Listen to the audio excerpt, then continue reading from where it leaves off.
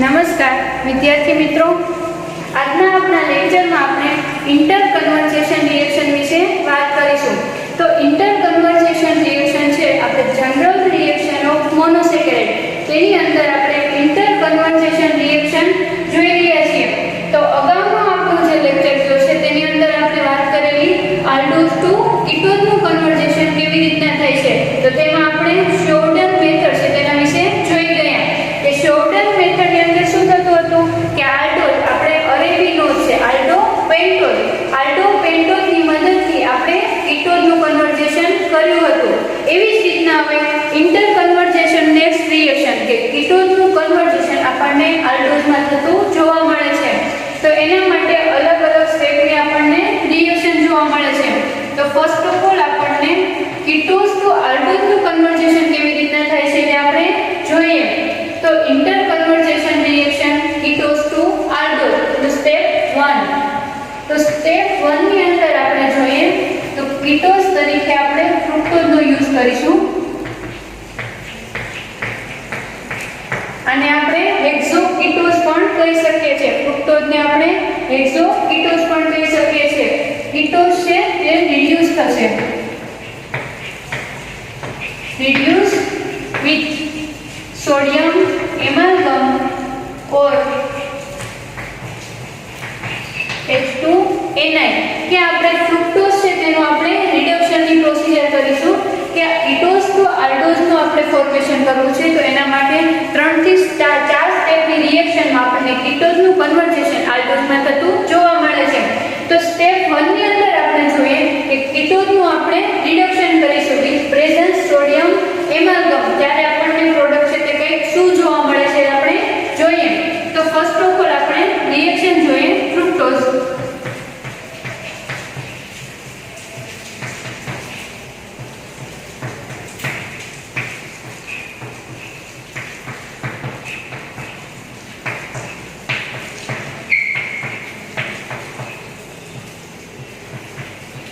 ફ્રુક્ટોઝનું આપણે રિડક્શન કરીશું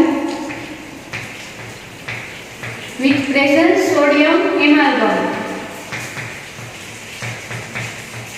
અથવા નિકલની પ્રેઝન્સમાં પણ આપણે રિડક્શનની પ્રોસિજર કરીશું. જ્યારે કીટોઝનું આપણે રિડક્શન કરીએ છીએ, ફ્રુક્ટોઝનું આપણે જ્યારે રિડક્શનની પ્રોસિજર કરીએ છીએ ત્યારે તેનું કન્વર્ઝેશન આપણને આલ્કોહોલમાં થતું જોવા મળે છે. કે અહીંયાનો કીટોનિક ફંક્શનલ ગ્રુપનું આલ્કોહોલમાં કન્વર્ઝેશન થશે. તો ફર્સ્ટ સ્ટેપની અંદર ફ્રુક્ટોઝનું આપણે રિડક્શન કરીશું. જ્યારે ફ્રુક્ટોઝનું આપણે રિડક્શન કરીએ છીએ ત્યારે આપણને 2 સ્ટેપ એટલે કે મેઇનલી આપણને ફ્રુક્ટોઝનું કન્વર્ઝેશન આપણને આલ્કોહોલમાં થતું જોવા મળે છે. તો અહીંયા આપણે પ્રોડક્ટ જોઈએ CH2OH.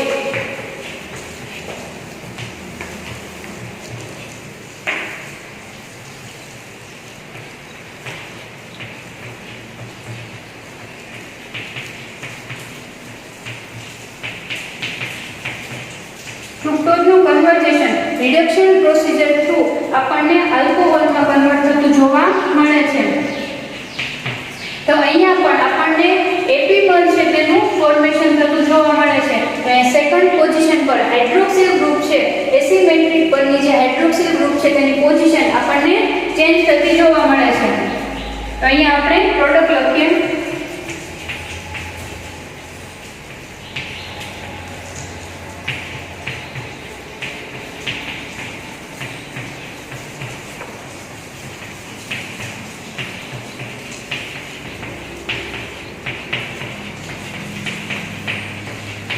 અહીંયા આપણને બંને પ્રોડક્ટ મળે છે. તો સ્ટેપ 1 રિએક્શનમાં આપણે રિડક્શન પ્રોસિજર જ્યારે કરીશું ત્યારે કીટોનિક ફંક્શનલ ગ્રુપ તેનો આલ્કોહોલમાં આપણને કન્વર્ટ થતું જોવા મળે છે. તો હવે આ બંનેને આપણે નેમ જોઈએ. તો જે આ આલ્કોહોલ પ્રોડક્ટ મળે છે તેને આપણે સોર્બિટોલ કહીશું, સોર્બિટોલ. અને સેકન્ડ પ્રોડક્ટ છે તેને આપણે મેનિટોલ કહીશું, મેનિટોલ. તો ફર્સ્ટ સ્ટેપ કીટોઝનું કન્વર્ઝેશન આપણને રિડક્શન પ્રોસિજર થ્રુ આલ્કોહોલમાં થતું જોવા મળે છે. તો આપણે જ્યારે ફ્રુક્ટોઝનું રિડક્શન વિથ પ્રેઝન્સ સોડિયમ એમાલ્ગમની પ્રેઝન્સમાં આપણે જ્યારે રિડક્શનની પ્રોસિજર કરીએ છીએ ત્યારે આપણને 2 પ્રોડક્ટ એટલે કે સોર્બિટોલ એન્ડ મેનિટોલ કન્વર્ટ થતું જોવા મળે છે.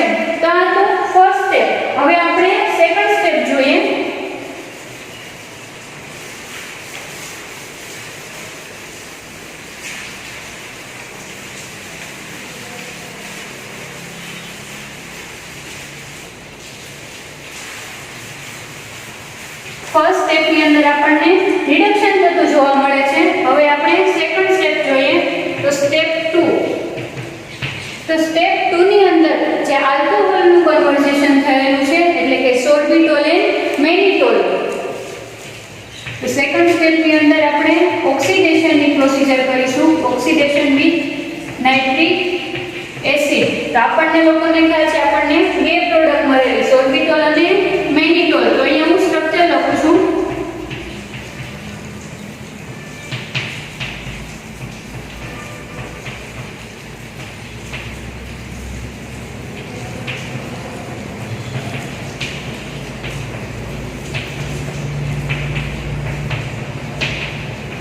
sorbitol and also આપણને મેનિટોલ જોવા મળે છે.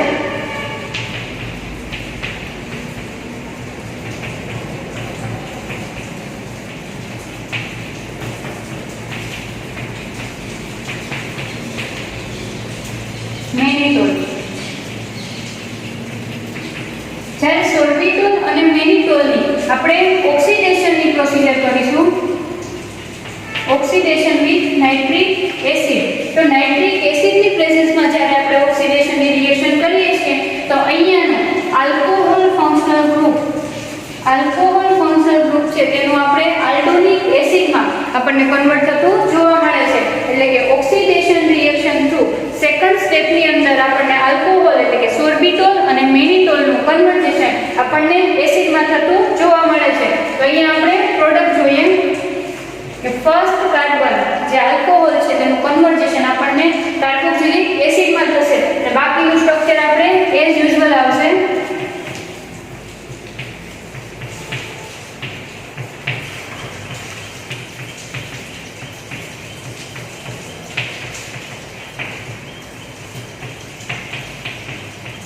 તો ફર્સ્ટ છે સોર્બિટોલનું આપણે જ્યારે ઓક્સિડેશન કરીશું ત્યારે સોર્બિટોલનું કન્વર્ઝેશન આલ્ડોનિક એસિડમાં છે થતું જોવા મળે છે. આને આપણે ગ્લુકોનિક એસિડ છે તે કહીશું. ગ્લુકોનિક એસિડ. હવે આપણે મેનિટોલનું ઓક્સિડેશન જોઈએ કે મેનિટોલનું ઓક્સિડેશન કરીશું ત્યારે આપણને કેવા પ્રકારની પ્રોડક્ટ મળે છે. તો મેનિટોલનું જ્યારે ઓક્સિડેશન કરીશું ત્યારે ફર્સ્ટ કાર્બન જે આલ્કોહોલ છે તેનું કન્વર્ઝેશન કાર્બોક્સિલિક એસિડમાં થશે અને બાકીનું સ્ટ્રક્ચર આપણને એઝ યુઝ્યુઅલ જોવા મળે છે.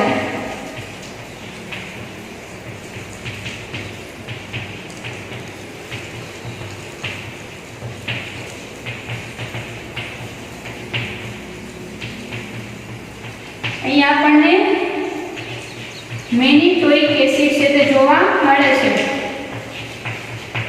મેનિટોઇક એસિડ એટલે કે સેકન્ડ સ્ટેપની અંદર આપણે જ્યારે મેનિટોલ અને સોર્બિટોલની ઓક્સિડેશનની પ્રોસિજર કરીશું ત્યારે આપણને ગ્લુકોનિક એસિડ એન્ડ મેનિટોઇક એસિડ છે તે એઝ અ પ્રોડક્ટ જોવા મળે છે. તો હવે આપણે થર્ડ સ્ટેપ જોઈએ. અહીંયા સેકન્ડ સ્ટેપની અંદર પણ આપણને આલ્ડોનિક એસિડ ના એપીમર છે તે જોવા મળે છે. તો હવે ગ્લુકોનિક એસિડ અને મેનિટોઇક એસિડ તેનું આપણે રિએક્શન એને આપણે હીટિંગ આપીશું. તો જ્યારે આપણે ગ્લુકોનિક એસિડ અને મેનિટોઇક એસિડ છે એની હીટિંગની પ્રોસિજર કરીએ છીએ ત્યારે આની અંદરથી આપણને 1 મોલ ઓફ વોટર દૂર થતું જોવા મળે છે અને આપણને ગ્લુકોનિક એસિડ અને મેનિટોઇક એસિડ છે તેનું કન્વર્ઝેશન ગામા લેક્ટોન રિંગની અંદર થતું જોવા મળે છે. તો અહીંયા આપણે થર્ડ સ્ટેપ જોઈએ. સ્ટેપ 3. તો સ્ટેપ 3 ની અંદર આપણે હીટિંગની પ્રોસિજર કરીશું. જ્યારે હીટિંગની પ્રોસિજર કરીએ છીએ ત્યારે શું સિન્થેસિસ થાય છે? To produce gamma lactone cycle. Gamma lactone cycle છે તે સિન્થેસિસ થતી આપણને જોવા મળે છે. તો અહીંયા સેકન્ડ સ્ટેપની જે આપણને પ્રોડક્ટ મળેલી છે ગ્લુકોનિક એસિડ અને મેનિટોઇક એસિડ છે તેની આપણે હીટિંગની પ્રોસિજર કરીશું. જ્યારે હીટિંગની પ્રોસિજર કરીએ છીએ ત્યારે ગ્લુકોનિક એસિડ અને મેનિટોઇક એસિડ બંનેમાંથી 1 મોલ વોટર છે તે રિમૂવ થાય છે. તો અહીંયા આપણે પ્રોડક્ટ જોઈએ આપણને કેવી રીતના મળે છે. ફર્સ્ટ ઓફ ઓલ આપણે ગ્લુકોનિક એસિડની પ્રોડક્ટ જોઈએ. તો ગ્લુકોનિક એસિડ છે તેની અંદરથી આપણને ગામા લેક્ટોન સાયકલ છે તેનું જનરેશન જોવા મળે છે. તો અહીંયા આપણે જોઈએ કે ગામા લેક્ટોન સાયકલ છે તે કેવી રીતના જનરેટ થાય છે તો અહીંયાનું OH ગ્રુપ એટલે કે ફર્સ્ટ કાર્બન છે, ફર્સ્ટ કાર્બન પરથી OH ગ્રુપ અને ફિફ્થ કાર્બનનો હાઇડ્રોજન એવી રીતના અહીંયાથી 1 મોલ ઓફ વોટર છે તે રિમૂવ થશે. એવી જ રીતના મેનિટોઇક એસિડ, તો મેનિટોઇક એસિડ છે એમાં પણ ફર્સ્ટ કાર્બનનો હાઇડ્રોક્સિલ ગ્રુપ એન્ડ ફિફ્થ કાર્બનનો હાઇડ્રોજન દૂર થઈને 1 વોટર મોલેક્યુલ રિમૂવ કરે છે. તો અહીંયાનો ઓક્સિજન અને 1 કાર્બન અને ફિફ્થ કાર્બન છે તે પોતે ઓક્સિજનની લેક્ટોન સાયકલ છે તે આપણને જોવા મળે છે. તો અહીંયા આપણે લેક્ટોન સાયકલનું સ્ટ્રક્ચર જોઈએ. C double bond O first carbon, second carbon, third carbon, fourth અને ફિફ્થ કાર્બન ઉપરથી અહીંયાનો હાઇડ્રોજન છે તે રિમૂવ થાય છે. તો ઓક્સિજન છે તે અહીંયાના ફર્સ્ટ કાર્બન જોડે પોતે લેક્ટોન રિંગનું ફોર્મેશન કરે છે.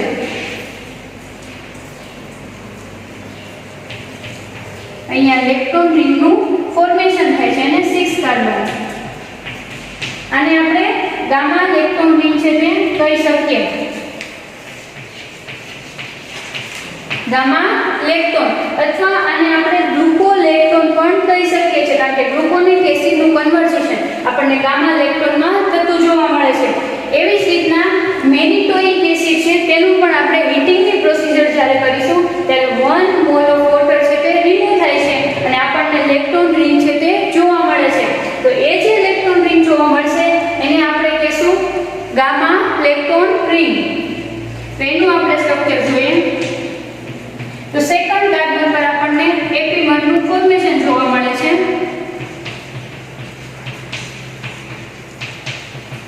ફિફ્થ કાર્બન છે તે લેક્ટોન રિંગ બનાવે છે.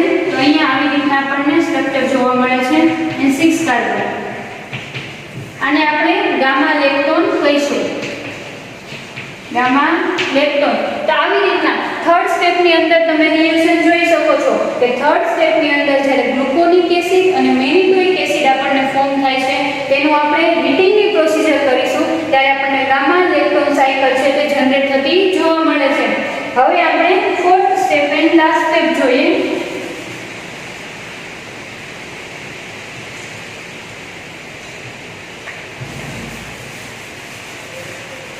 ફોર્થ સ્ટેપ જોઈએ.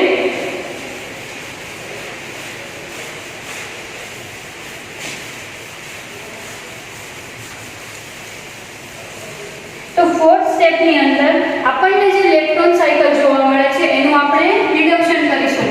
તો લાસ્ટ સ્ટેપ અથવા ફોર્થ સ્ટેપની અંદર રિડક્શન કરીશું આપણે સોડિયમ એમાલ્ગમની પ્રેઝન્સમાં. તો સોડિયમ એમાલ્ગમની પ્રેઝન્સમાં જ્યારે આપણે રિડક્શનની પ્રોસિજર કરીશું ગામા લેક્ટોન આપણને ગ્લુકોનિક એસિડમાંથી ફોર્મ થાય છે અને એવી જ રીતના આપણને મેનિટોઇક એસિડમાંથી પણ ગામા લેક્ટોન છે તે જોવા મળે છે.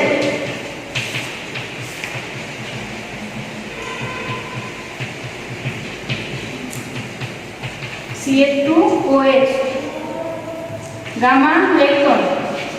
હવે ગામા લેક્ટોન આપણને છે તેનું આપણે રિડક્શનની પ્રોસિજર કરીએ છીએ.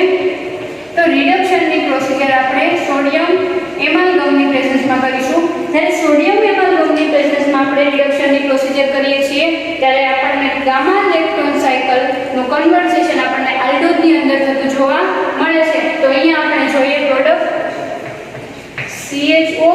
અહીંયાનું ફર્સ્ટ કાર્બન છે તેનું કન્વર્ઝેશન રિડક્શન થ્રુ કીટોનિક ગ્રુપનું કન્વર્ઝેશન આપણને આલ્ડોઝમાં થતું જોવા મળે છે, એટલે કે આલ્ડીહાઇડનું ફોર્મેશન કરે છે અને સેકન્ડ કાર્બનનું સ્ટ્રક્ચર એઝ યુઝ્યુઅલ આવશે.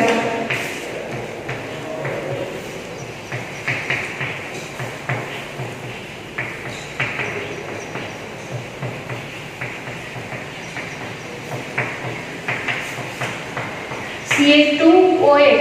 એવી જ રીતના આપણે ગ્લુકોનિક એસિડ નીચે ગામા લેક્ટોન રિંગ મળે છે તેનું સ્ટ્રક્ચર જોઈએ. તો એની અંદરનો જે કીટોનિક ગ્રુપ છે તેનું કન્વર્ઝેશન આપણને આલ્ડીહાઇડમાં થતું જોવા મળે છે અને સેકન્ડ કાર્બન પર રાઈટ સાઈડ OH ગ્રુપ.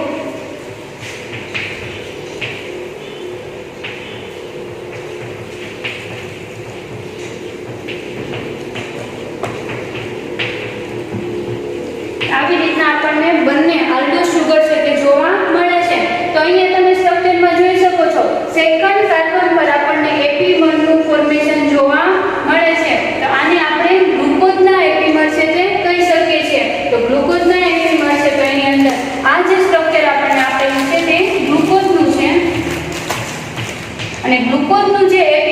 તે આપણને મેનોઝ મળે છે, મેનોઝ. તો આથી રિએક્શન છે કીટોનનું કન્વર્ઝેશન આપણે આલ્ડોઝમાં કેવી રીતના કરીએ છીએ? તો કીટોનનું કન્વર્ઝેશન આલ્ડોઝમાં કરવા માટે આપણે 4 સ્ટેપ રિએક્શન જોઈ ગયા. કે ફર્સ્ટ સ્ટેપ રિએક્શન છે તેની અંદર આપણે કીટોનનું આપણે જ્યારે રિડક્શનની પ્રોસિજર કરીએ છીએ ત્યારે રિડક્શન થ્રુ કીટોનનું કન્વર્ઝેશન આપણને આલ્કોહોલમાં થતું જોવા મળે છે. જ્યારે આપણે સેકન્ડ સ્ટેપ રિએક્શન જોઈએ તો આલ્કોહોલનું કન્વર્ઝેશન ઓક્સિડેશન પ્રોસિજર થ્રુ આપણને આલ્ડોનિક એસિડમાં કન્વર્ટ થતું જોવા મળે છે. એન્ડ થર્ડ સ્ટેપ રિએક્શન જોઈએ તો ગામા લેક્ટોન સાયકલ છે તે જનરેટ થાય છે.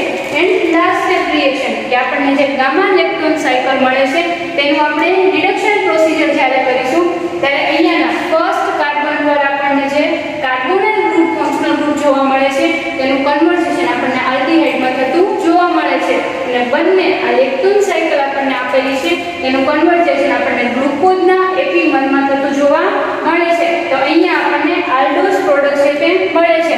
આને આપણે આલ્ડો હેક્ઝોઝ કહી શકીએ છીએ. આલ્ડો હેક્ઝોઝ પોતે મોનોસેકેરાઇડ છે. તો આલ્ડો હેક્ઝોઝ તરીકે આપણને